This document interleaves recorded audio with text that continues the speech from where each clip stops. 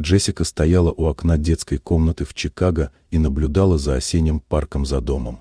Листья, окрашенные в желтые и оранжевые оттенки, медленно опадали, устилая тропинки мягким ковром. Она проработала няней в этой семье 6 лет, годы, наполненные радостью и заботой. Когда Джессика впервые пришла сюда, маленькая Софи была всего 3-летней робкой девочкой, которая пряталась за мамину юбку.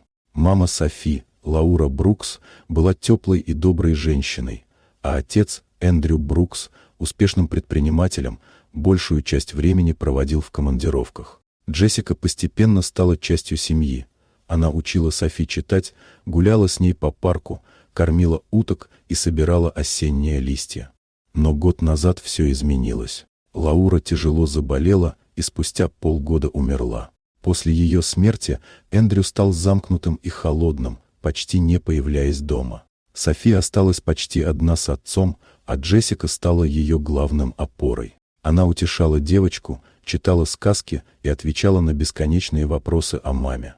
Накануне Джессика получила известие, которое потрясло ее. Эндрю решил, что больше не сможет позволить себе няню. В доме наступил последний день ее работы.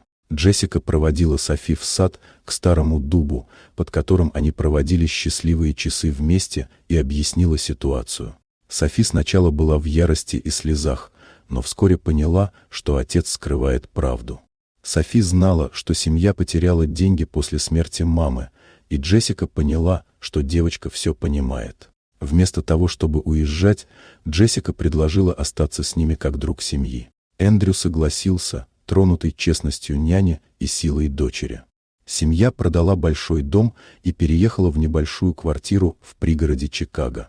Эндрю стал проводить больше времени с Софи, помогал с уроками, играл и вместе с ней учился радоваться простым вещам. Джессика подрабатывала, но главное, оставалась рядом с девочкой. В следующие месяцы жизнь семьи изменилась, дом стал меньше, финансовое положение скромнее, но их связи стали крепче.